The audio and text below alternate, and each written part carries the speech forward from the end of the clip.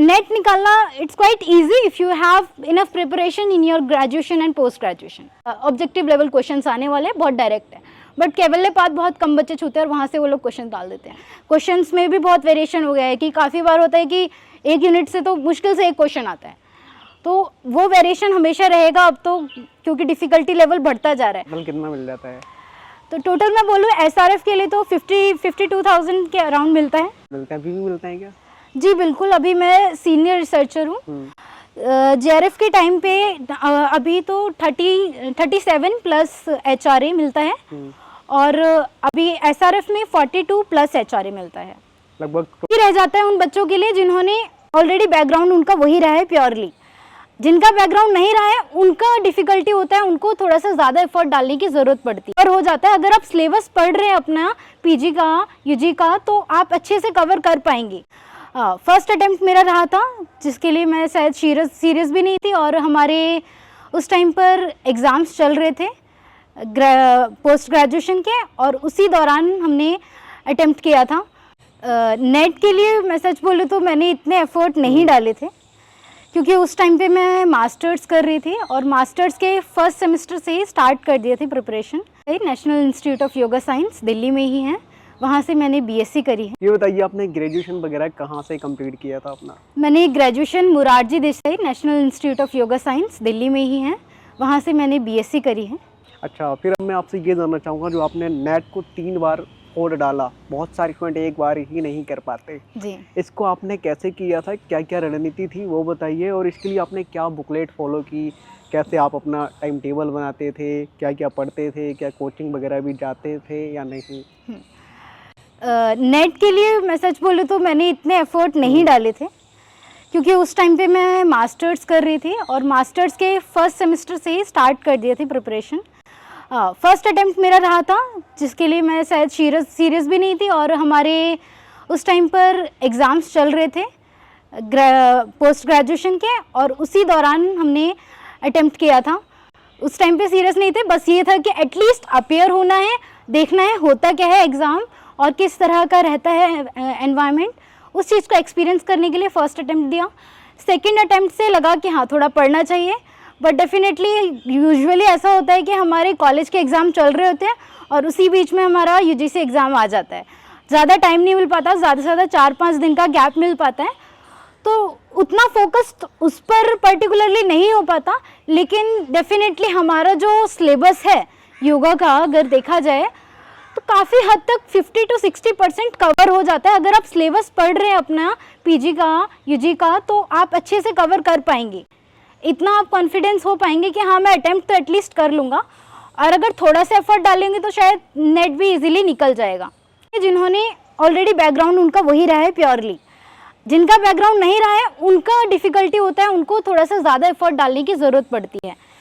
तो इसलिए नेट निकालना it's quite easy if you have enough preparation in your graduation and post graduation. आपने coaching वगैरह की हेल्प ली थी या नहीं?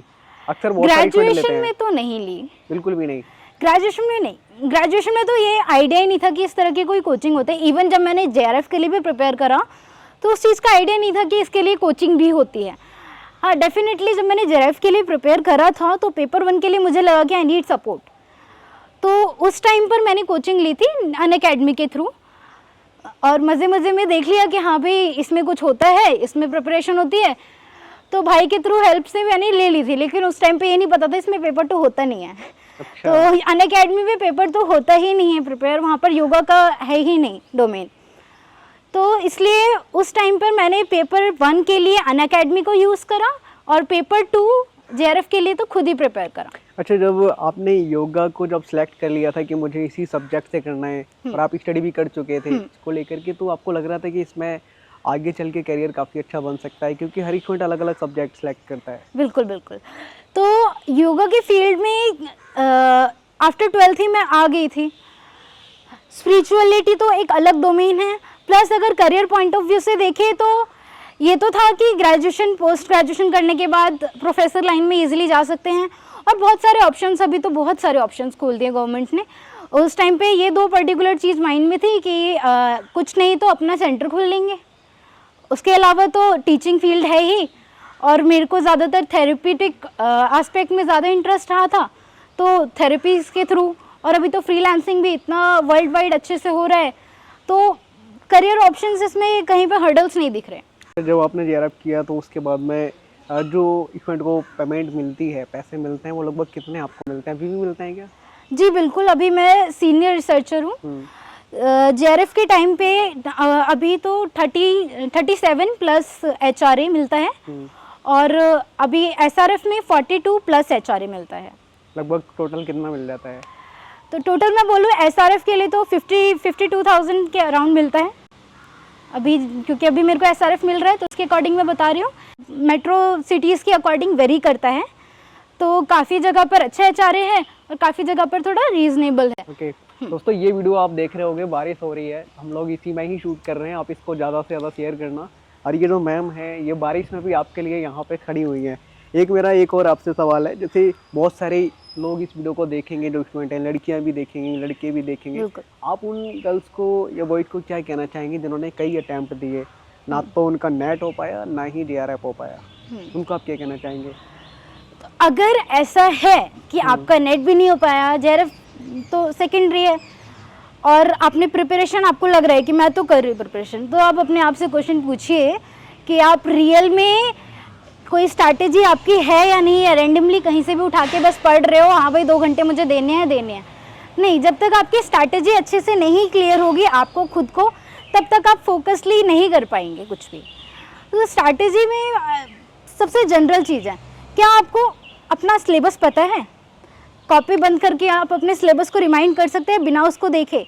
अगर आपको इतना बेसिक नहीं है तो इसका मतलब अभी आप लैग कर रहे हो, अभी आपको पूरा जुड़े नहीं हो उस चीज़ से। जब तक आप पूरी तरह से उसमें डूब नहीं जाओगे, मर्ज नहीं हो जाओगे, तब तक आपका सक्सेस रेट स्टार्ट नहीं होगा। अभी आप स्टार्टिंग लेवल पर ही हो। तो सबसे पहली बात कि आपका सिलेबस पेपर 1 हो या पेपर 2 हो, एटलीस्ट आपको यूनिट्स क्लियर हो, और उसमें से आपकी फेवरेट यूनिट्स कौन सी है जिसको आप इजीली प्रिपेयर कर पा रहे हो, टारगेट कर पा रहे हो, and you also feel that it is more scoring, आप उसको टारगेट करो और करो अच्छे से।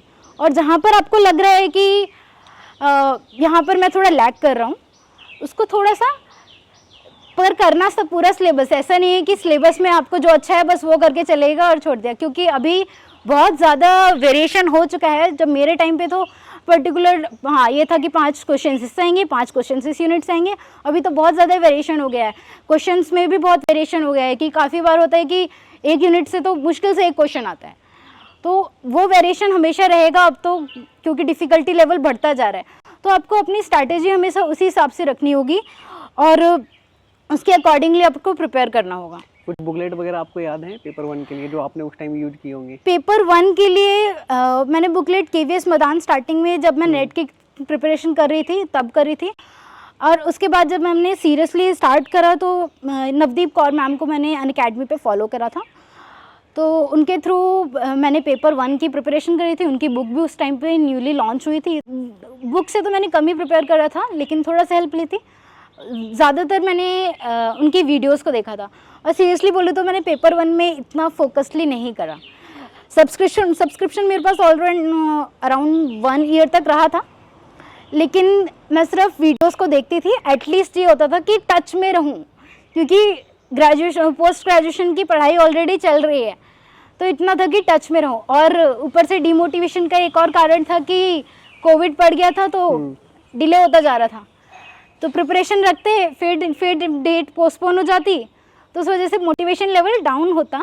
लेकिन टच में रहने के लिए बस अपने आप को एक सूत्र से बांध दिया था कि वीडियोस देखनी है और उनके जो भी एमसीक्यूज क्वेश्चंस वो देते हैं वो रेगुलरली अटेम्प्ट करना है। जब आपका जेआरएफ हो गया था तो थोड़ा बहुत लाइफ में बदलाव आया था, यानी क्योंकि थोड़ा बहुत पैसे मिलते हैं तो बदलाव थोड़ा बहुत आता है? बिल्कुल। एक्चुअली मैं बताऊँ तो अभी मैं एस व्यासा में पीएचडी कर रही हूँ।